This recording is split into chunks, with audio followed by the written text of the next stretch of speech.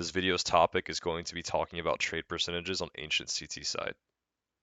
Astralis have the highest trade percentage on CT amongst all the top 20 teams that play Ancient, and we're going to watch some rounds that indicate as to why that is.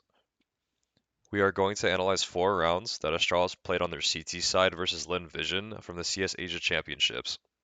The first round we're going to analyze, we're going to see Astralis playing for a lot of 1v1s and winning the round. Device starts as op towards A, BlameF and Buzz start middle, and Star and Borup start standard towards B. Buzz gets supported by BlameF's flash here, that doesn't do much effect, so they lose the opening pick. In response to the 4v5, Borup goes for mid-round aggression, pushing the B ramp solo, and he also gives another pick. So now we're in this 3 versus 5 position. In this 3 versus 5, every player on Astralis gets really active. Device leaves A, goes for a mid-round aggression towards Donut. Star is going to solo push the B ramp and see if he can multi-frag. And BlameF is going to double B and eventually go re-clear house solo. Star's push down B successful, he kills 2. BlameF wins his duel in CT. Device peeks mid for info once the Donut smoke fades, gets killed. From there, now Astralis are in this 2v2 after going for very successful refragging. They transition into double cave, realizing the bomb is probably still down Cheetah off of the kills and numbers that they saw. BlameF punishes a solo duel, and now it's 2v1. In the 2v1, they're able to double Donut and retake A and trade. Astralis win this round as a result of successful and proactive refragging. In this round, we saw every single player take a solo duel at some point. While Astralis do end up winning this round, every duel is 50-50, no matter how you calculate the re-aggressions mid-round. In the second round, we're going to analyze Astralis taking solo duels again, but losing the round. They open the round by blocking mid and taking lane control. Here they have full information that the T's can only go A at this moment in time unless they choose to retake mid or retake lane.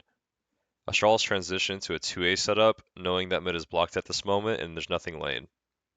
Since the T's haven't executed out A yet while mid's been being blocked, the Device is suspecting there's going to be a retake mid and he's going to rotate house. This breaks their A setup where Device is going to take first contact and Buzz is going to take second contact. On this timing, as we see the A setup get broken, they take their timing to walk out A now on Buzz. Device luckily gets a refrag, it's a 4v4 and still a very winnable situation. As Astralis get ready to retake, we have Device and Temple waiting for his teammate before he takes next contact. Borup lines up a set flash for A main so that they can peek out of Temple safely. The flash goes too far and Star dies, leaving Astralis in a 3v5 situation where if they were to lose it, their money would be broken and they'd be giving up more rounds than they need to. While the setup Astralis went for in this round was very good, and the mid-round decisions made a lot of sense, they still lost the numbers game, which ended up losing the round inevitably. This next round, I'm going to highlight all the pairs that Astralis end up doing. This is going to be a textbook round where we see Astralis trading, taking multiple points of contact together, and transitioning. These terms are coined from Lucid, shout out to him. We're going to see how Astralis play the setup phase, which is the first 20 to 30 seconds. We're going to see how they play the map control phase, which is the entire middle of the round. And lastly, we're going to see how they play the end round phase, which is normally the last 30 seconds of the round, or in some cases, when you're already up by numbers advantage. What we're going to be paying attention to is that when Astralis are playing for contact in any given area of the map, that they're playing for first and second contact in pairs. Device is looking to start his op mid and hold for the mid break. He has BlameF holding his ledge, and he has 2 teammates pair up into Cheetah to hold for ledge aggression. If the T's challenge Cheetah, you have 2 CTs to deny it. After Device gets the opening kill, he breaks the pair in mid. Device rotates towards B with the information that the T's can only be lane at this current point in time since they just shut down mid. This leaves BlameF with the option of playing from house or donut, spotting for mid info solo. He can complete the pair towards A with Buzz, and the last option is stacking towards B.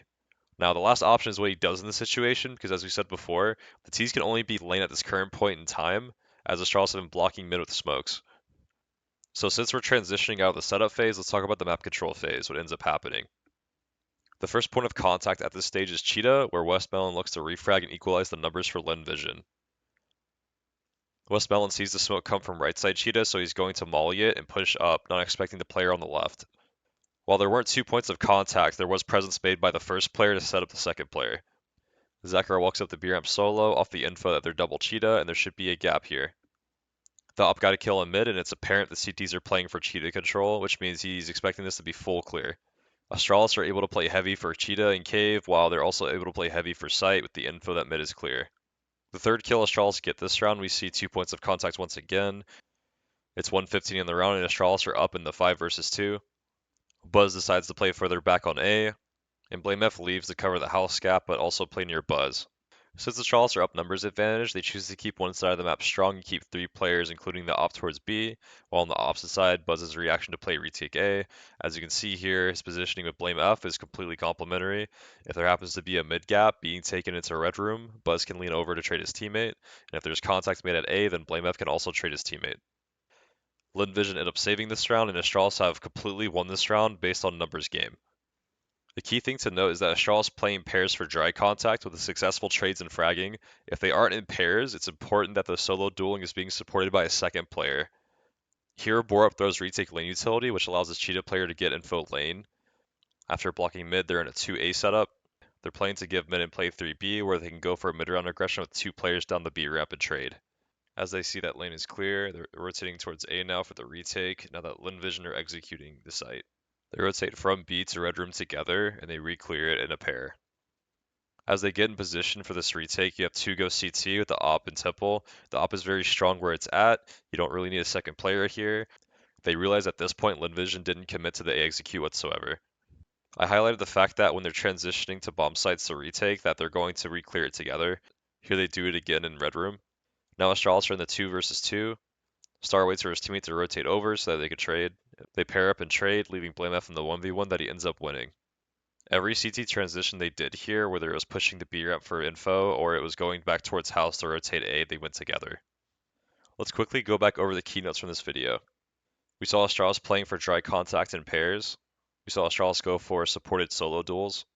We saw the solo players that weren't getting supported for duels playing for information only. We saw doubled up mid-round aggressions and CT transitions in the map control phase. And we saw in the end-round phase, once Astralis had numbers, they were going to play retake on one side of the map. My goal for this video is that everyone learns more about how to position better on their teammates on this map on CT. If your team has trouble on CT side Ancient, this could be an approach that will instantly boost your team's CT Ancient efficiently. If there's anything that you guys wanted to see more out of this video, put it down in the comments below, and I'll see you guys later. Peace.